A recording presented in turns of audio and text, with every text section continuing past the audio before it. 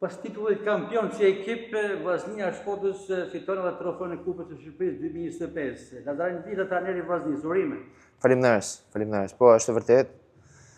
Masi duhemi për hetin e 7 kampion, arritme që të marrim edhe Kupën e Republikës Shqipënisë, duhemi në vend parë.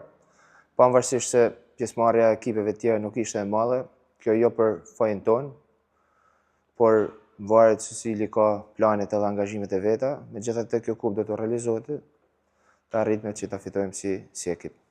Një vit i suksesshëm besoj për sportin shkodran.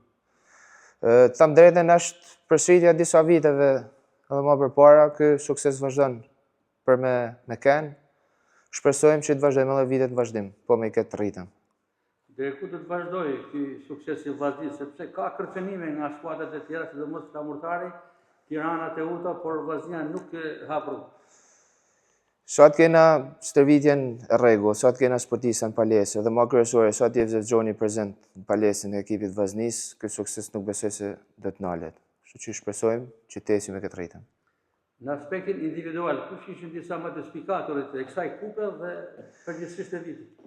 Kristian Bala, i cili bani me Ibrahim Mezanin, bani një ndeshje shumë bukur, shumë fort, pavarësisht se Kristian Bala ka pas një shkputje për efekt një operacionit që ka bë dhe nuk ishte në formën e tij më të mirë, por ndeshja ishte shumë e bukur e shumë e mirë.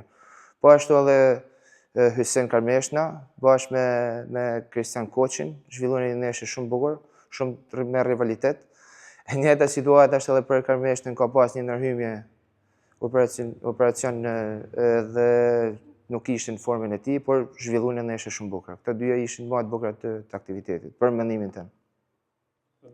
Faleminderit.